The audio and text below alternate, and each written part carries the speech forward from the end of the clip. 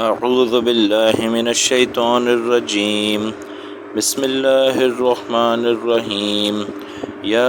ایہا الرسول لا يحزنک الذین یسارعون فی الکفر من الذین قالوا آمنا بأفواہہم ولم تؤمن قلوبہم ومن الذین ہادوا سماعون للکذب سماعون لقوم آخرین لم يأتوك يحرفون الكلم من بعد مواضعه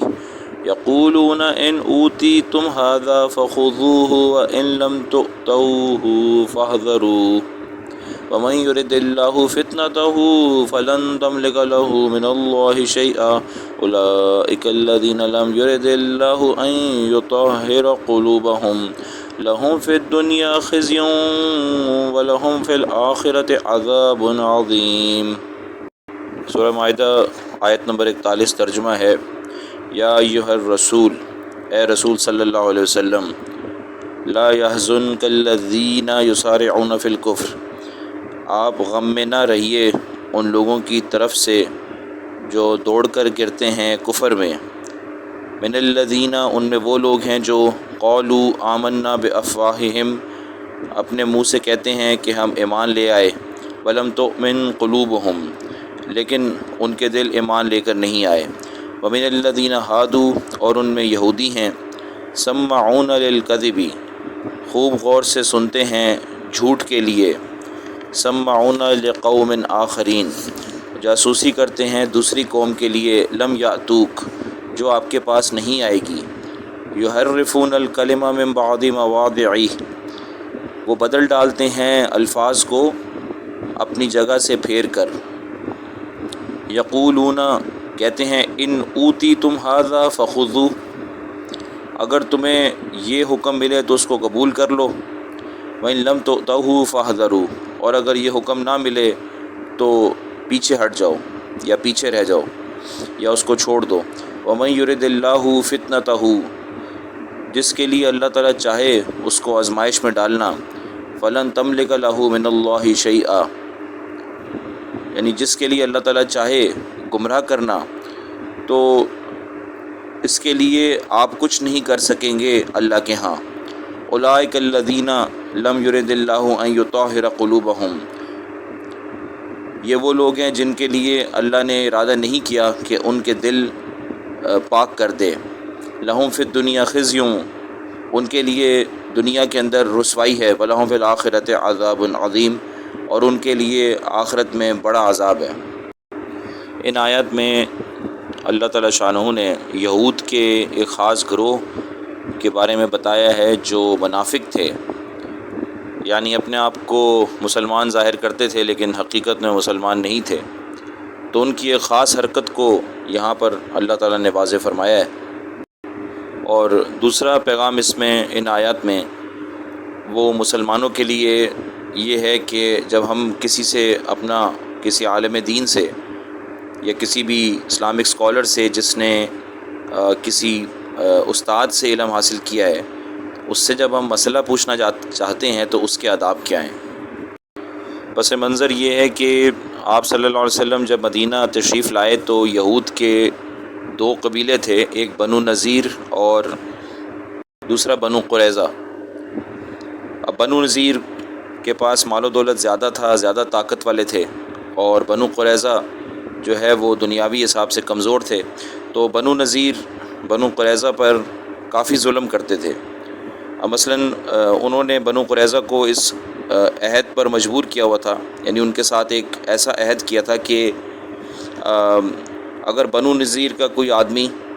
بنو قریظہ کے کسی آدمی کو قتل کر دے تو اس کا قصاص، یعنی جان کے بدلے میں جان لینے کا، یعنی ان کو حق نہیں ہوگا بنو قریظہ کو، بلکہ صرف کچھ خاص مقدار کی کھجوریں اس کے خون بہا کے طور پر ادا کی جائیں گی۔ اور اگر بنو قریظہ کا کوئی آدمی بنو نذیر کے کسی آدمی کو قتل کر دے تو اس کا فیصلہ یہ ہوگا کہ قاتل کو قتل بھی کیا جائے گا اور اس سے خون بہا بھی لیا جائے گا، اور وہ بھی جو خاص مقدار کی کھجوریں بنو نذیر پر تھیں اس سے 2 گنا زیادہ اس بنو قریظہ کے شخص سے یا اس کے خاندان سے لی جائیں گی۔ اور یہ کہ اگر بنو نذیر کی عورت کو قتل کیا گیا تو اس کے بدلے میں بنو قریظہ کے مرد کو قتل کیا جائے گا، اور اگر بنو نذیر کے مرد کو قتل کیا گیا تو بنو قریظہ کے 2 مردوں کو قتل کیا جائے گا۔ الغرض یہ کہ بنو نذیر بنو قریظہ پر بہت ظلم کرتے تھے۔ جب حضور صلی اللہ علیہ وسلم مدینہ تشریف لائے اور اسلامی حکومت اللہ نے قائم فرما دی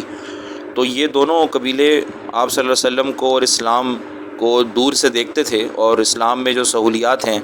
ان کے بارے میں علم حاصل کرتے رہتے تھے۔ تو زمانے میں بنو قریظہ کے ایک شخص نے بنو نذیر کے ایک آدمی کو قتل کر دیا، تو بنو نذیر نے اپنا جو ہے وہ بدلہ چاہا جیسا کہ عہد تھا، تو بنو قریظہ نے جو ہے اس بدلہ دینے سے انکار کر دیا، کیونکہ وہ ظالمانہ عہد تھا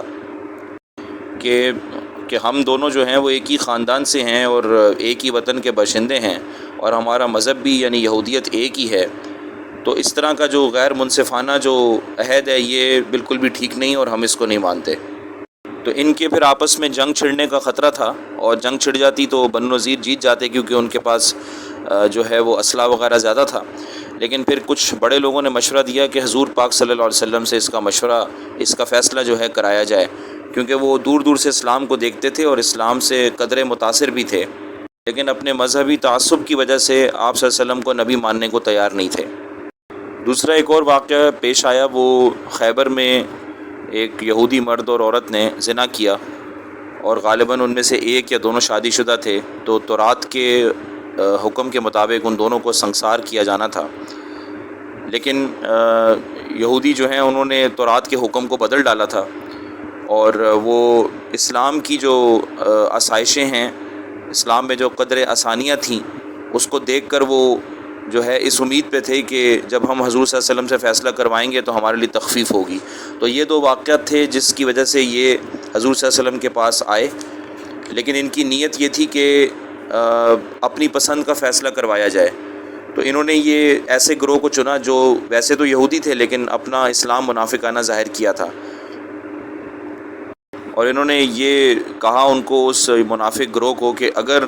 ہمارے مطابق یعنی پہلے تحقیق کے لیے فیصلہ کروانے بھیجا، ان کی نیت عمل کی تھی ہی نہیں، اور بتایا کہ اگر آپ صلی اللہ علیہ وسلم اس طرح کا تخفیف والا کوئی فیصلہ فرما دیں تو اس کو قبول کر لینا، اور اگر نہ کریں تو چپکے سے واپس چلے آنا۔ یہ پہلے سے ہی ان کا فیصلہ تھا۔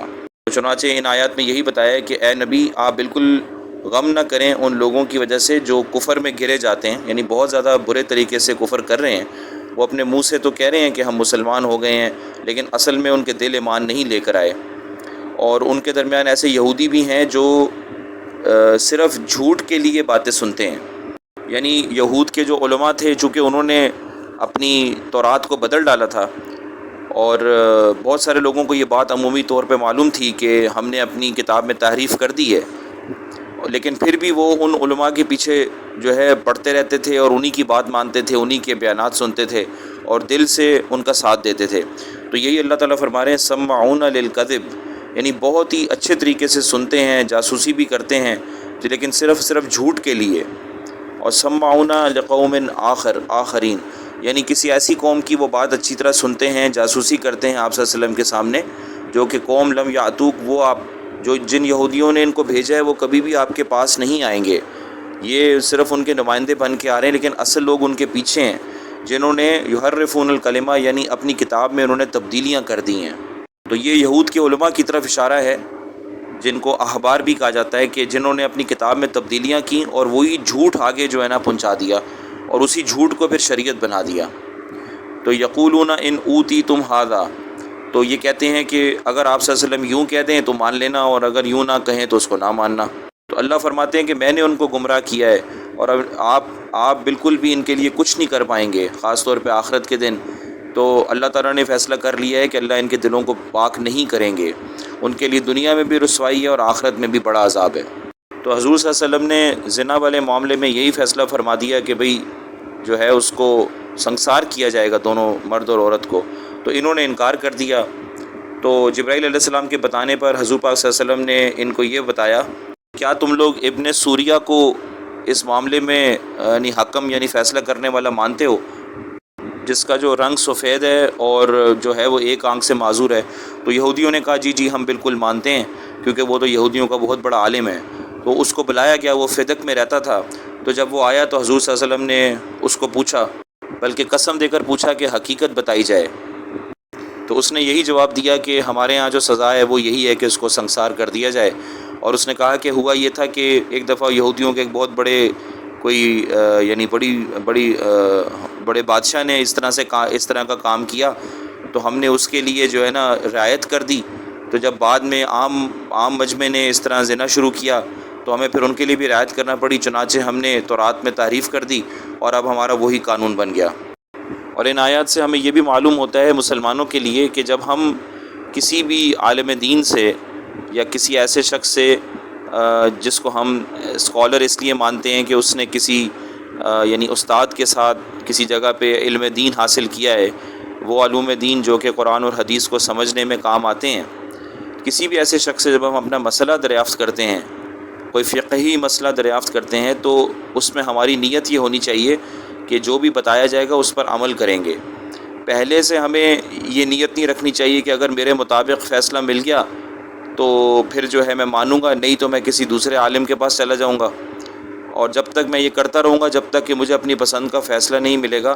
یہ جو ہے یہ منافقانہ حرکت ہے. اگرچہ ہم ہیں تو مسلمان، لیکن اگر ہم میں سے کوئی ایسا کرتا ہے کہ اپنی پسند کا جب تک کوئی عالم مسئلہ نہیں بتائے گا اس وقت تک ہم پریشر ڈالتے رہیں گے اور اپنے علماء کو بدلتے رہیں گے، تو یہ جو بات ہے یہ چیز اسلام کی روح کے خلاف ہے اور یہ گمراہی کا راستہ ہے. ہمیں چاہیے کہ اگر ہمارے کوئی مسئلہ آ گیا ہے، کوئی گناہ ہو گیا ہے یا کوئی بات پوچھنی ہے، تو ہمارے دل میں طلب سچی ہو، اخلاص ہو،